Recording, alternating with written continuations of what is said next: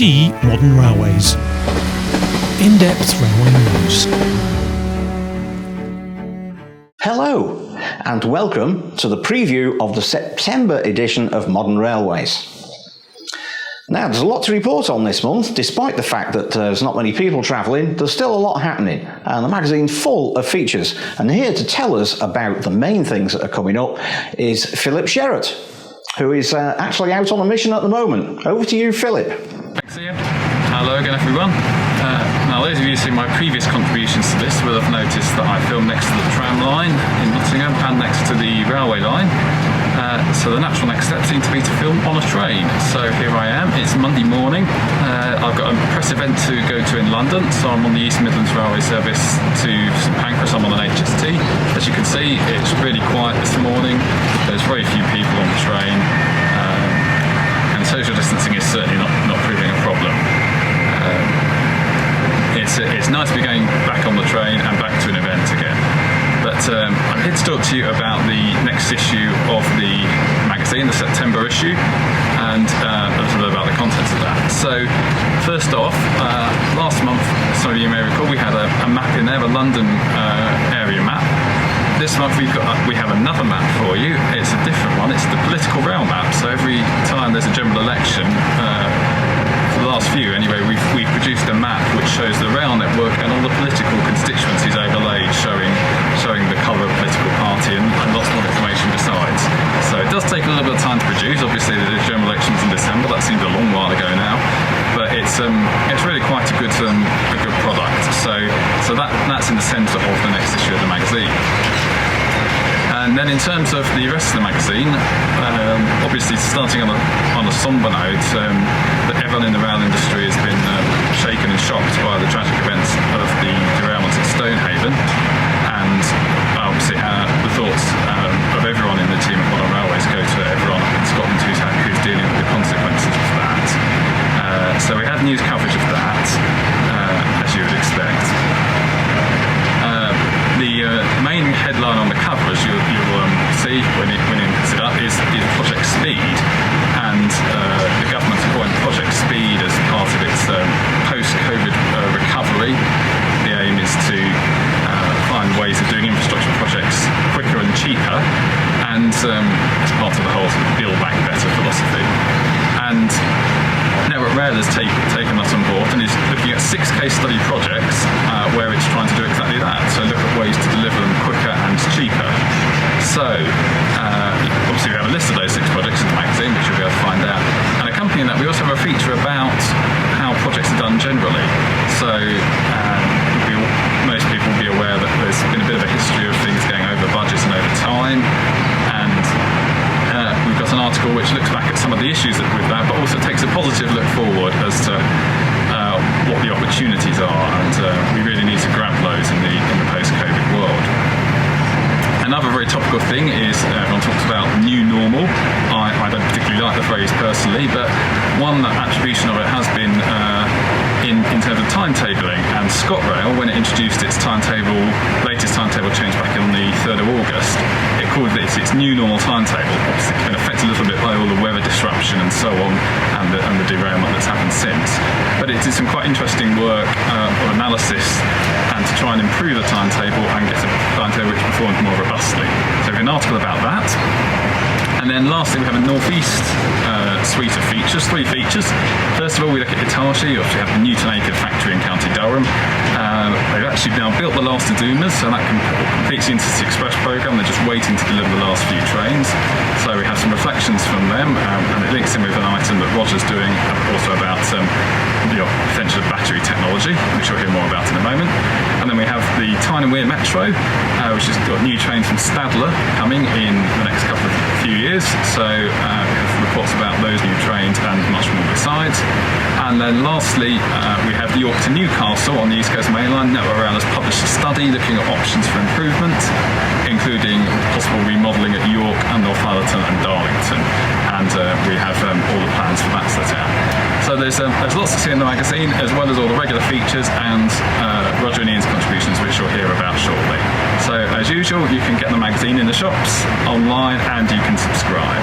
So I'm now well over my time, so I'm going to enjoy the rest of my train ride to London. Well, in fact, I'm going to stare at the laptop and do some emails. But thanks for watching, and I'll hand back over to Ian. Thank you, Philip.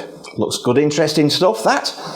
Now then, the next one we're going to hear from, of course, is Roger Ford. Now, Roger Ford has got a good traction and rolling stock thing for us today. Now, if you, like me, trained to what it's really about, signalling and stuff, yes, it's all very well, but, you know, bit of rolling stock, you can't beat it. And Roger has got a packed feature full of rolling stock facts and figures for us. So here he is.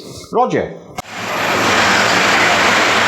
Welcome to a very windy Welling North station. As this month's Informed Sources is all about traction rolling stock, I thought I'd open the briefing with some real hardware in action. I hope you enjoy it. Now I'm going to get out of the way and back to the studio. Starting this month's Informed Sources, with its emphasis on traction and rolling stock, is an update on the aspirations of two major manufacturers in the alternative traction market, alternative to electrification that is. Alstom and Eversholt have announced that they are going ahead with the production of the Breeze prototype, which is a conversion of a Class 3 to 1 to hydrogen fuel cell power. And Hitachi have gone all guns blazing with an announcement on a tie-up with a northeastern battery company. The aspiration there is pretty big because they're talking about converting hundreds of their trains to battery power as an auxiliary, of course, to the electric power they normally run on. In addition, we have two diesel owners, two Roscoes, who obviously agree with the traction decarbonisation network strategy that DMUs are going to have to run on for quite a while until the wiring is completed. So we have Porterbrook, who are putting a MTU hybrid diesel battery raft into one of their turbostars, while Angel is much more ambitious with a new electric drive for one of their Class 165s. These alternative traction proposals do have to be watched because, of course, they give politicians the opportunity to hide behind them and ignore the importance of electrification. The second major item is a review of the impact of electronics and computers and software on traction rolling stock, where I start with my personal experience going back to DP2 at Finsbury Park, where I first came across the electronic box and you had no idea what was going on inside of it. This covers pretty well the history of electronics coming and software coming in, and ends with, of course, a review of what's happening on today's software-enabled trains. In particular, the Class 345 Crossrail EMUs, where we find out about the difficulties of interfacing modern computerized traction equipment with old-fashioned things like AWS and TPWS.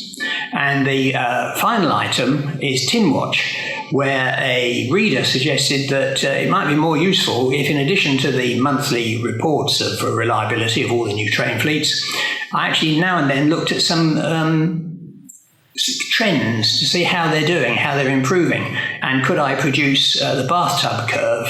That's the famous reliability curve where you plot the number of failures, and in theory at least, as the train gets run in, they drop down and eventually level off at a suitable level, producing the shape of a bathtub. So after some intensive spreadsheeting work, I've analysed 6 train fleets, all from covering all the new manufacturers. And one of these, I've graphed all of them, and one of them produces a perfect bathtub curve. But you'll have to buy the magazine, read the article to find out which is the successful manufacturer. Thank you, Roger. Now then, that leaves me to talk about my own Pan Up column. Now, I've got to admit, it's been a difficult month for Pan Up, because I had it all nicely finished off, submitted to the magazine, all typeset, everything ready to go. And then, of course, there was the disastrous accident up at Stonehaven. What difference might that make, you might think? Well, it so happened that I'd written about safety and the ORR annual report. My concern being that the ORR annual report was rather different to the press release. I'll come to that in a moment. So, obviously, if you look at the safety report, there is mention in there of earthworks and maintenance thereof. And although what I said was perfectly accurate, I don't think it would be a good idea to put that out when there's a potential inquiry coming up. So, there were some hasty changes made, and pan-up is a wee bit shorter than usual, but not so you'd notice.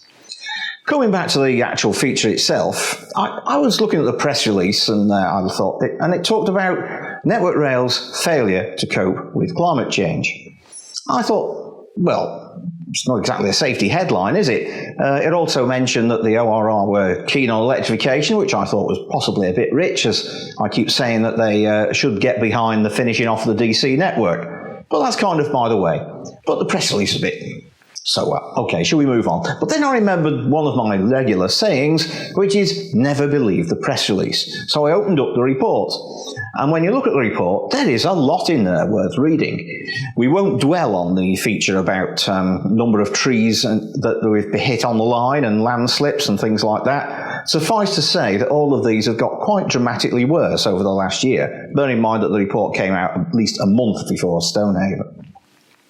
So there's one section on that, and then the next section is something I've referred to before, which is work done versus work imagined.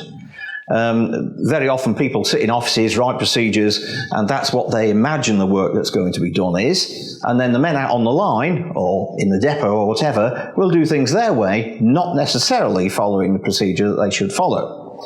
9 times out of 10, possibly even 99 times out of 100, they're fine, they know what they're doing, and it's okay. However, now and again, it's not fine. And that's when we end up reading about places, and you look at these reports sometimes, you think, how on earth could they have done that? But of course, it's a very different matter when you're out there doing the job.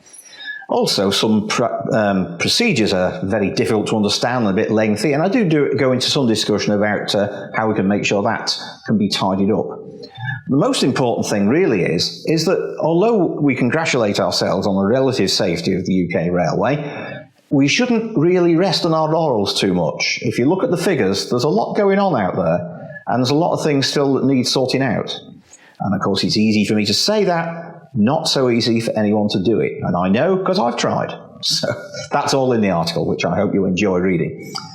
So I think that just about covers it for this month, and I hope very much that you enjoy reading the magazine. I must say, from the previews I've seen, I'm quite looking forward to it myself. So until we preview the October edition, that's it from me and the team. Thank you, bye.